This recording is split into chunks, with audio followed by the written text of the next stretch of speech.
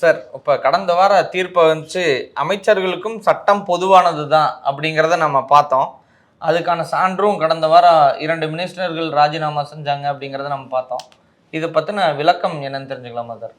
பொதுவாகவே இந்த அமைச்சர்களை வந்து பெரிய ஒரு கடவுளுக்கு இணையாக தூக்கி வைக்க வேண்டிய அவசியமே கிடையாது இந்த இடத்துல. அவர்கள் வந்து பப்ளிக் சர்வெண்ட். அவங்க வந்து பப்ளிக் சர்வெண்ட் தான்.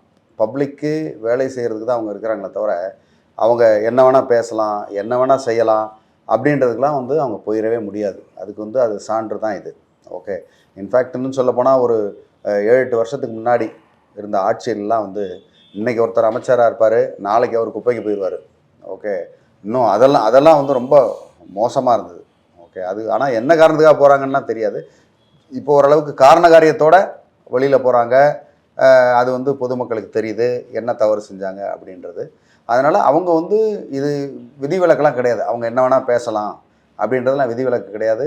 ஒன்று அது ஆட்சியாளர்களால் இவர்கள் வெளியேற்றப்படுவார்கள், அப்படின்னா மக்களால் அடுத்து வெளியேற்றப்படுவார்கள். இது ரெண்டும் இல்லாமலும் ஜுடிஷியரி மூலயமாவும் வெளியேற்றப்படுவார்கள். இவங்க இந்த மாதிரி தவறு செய்யும்போது அந்த தவறு செய்கிறனால வழக்கு பதிவு செய்து அவங்க வெளியேற்றப்படுவார்கள் அப்படின்றது தான் இந்த நிதர்சனமான உண்மை. அவங்க வந்து எல்லாத்துக்கும் ஒரு விதிவிலக்காக அவங்க என்ன வேணால் செய்யலாம் அப்படின்றதுக்கு, செய்ய முடியாது அப்படின்றதுக்கு இது ஒரு நல்ல எடுத்துக்காட்டாக இந்த இடத்துல இருக்குது. சார், இப்போ இவங்க 2 பேரும் குற்றம் சாட்டப்பட்டிருக்கிறாங்க அப்படின்னு தெரிஞ்சும் மீண்டும் எதற்காக வந்து ஆளுநர் அவர்களால் பதவி ஏற்கப்பட்டாங்கன்னு தெரிஞ்சுக்கலாமா சார்? ஆளுநர் வந்து சட்டத்துக்கு உட்பட்டு அவங்களுக்கு வந்து ஒரு பதவி ஏற்பு அது செய்து வைக்கிறது தான் அவருடைய மரபு, அதுதான் சட்டம். அவர் போய் இதுக்குள்ளே இருந்து ஆராய்ச்சிலாம் பண்ணிக்கிட்டு இருக்க மாட்டார்.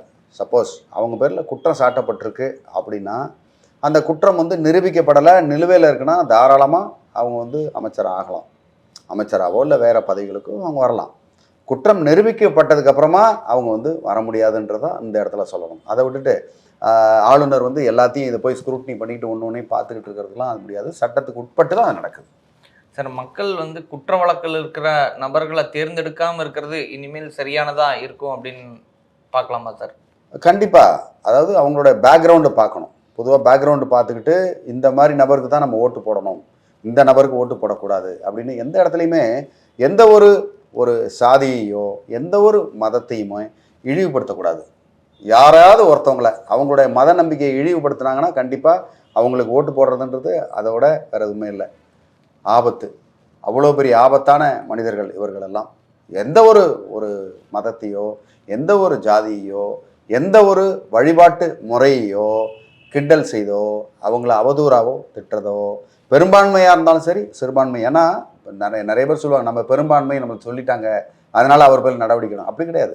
சிறுபான்மையினரை நீங்கள் துன்புறுத்தினாலோ இந்த மாதிரி செய்தாலோ, மதம் சம்மந்தப்படுத்தி அவங்கள இழிவுபடுத்தினாலோ அவங்களுக்கு ஓட்டு போடுறதுன்றது பொதுமக்களுக்கு ஆபத்தானது. என்றைக்கு இருந்தாலும் அந்த கத்தி உங்கள் மேலேயும் பாயுன்றது தான் இந்த நல்ல நேரத்தில் உங்களுக்கு நான் சொல்கிறேன். அதை கேட்டுக்கிட்டு நீங்கள் வந்து நல்ல நபர்களை நம்ம வந்து ஓட்டு போட்டு தேர்ந்தெடுக்கும் போது தான் நம்ம நாடும் வந்து சுபிட்சமாக இருக்குமே தவிர, நம்ம யாரோ ஒருத்தவங்களுக்கு சரி இவர் நம்ம ஜாதிக்காரரு, நம்ம தெரிஞ்சவர், நம்ம சொந்தக்காரர், இவர் வந்தால் நமக்கு நல்லது, நம்ம குடும்பத்துக்கு நல்லது, எனக்கு பர்சனல் நல்லது அப்படின்னு நம்ம ஓட்டு போட்டோம்னா அதே கத்தி உங்கள் மேலேயும் பாயும். மேலும் உங்களுக்கு இது சம்பந்தமான உங்களுக்கு ஆலோசனைகள் இல்லை வேறு ஏதாவது டீட்டெயிலு உங்களுக்கு ஏதாவது வேணும்னா தாராளமாக கமெண்ட் பண்ணுங்கள், எனக்கு வாட்ஸ்அப் பண்ணுங்கள். உங்களுக்கு ஹெல்ப் பண்ணுறதுக்கு தயாராக இருக்கேன். நன்றி, வணக்கம்.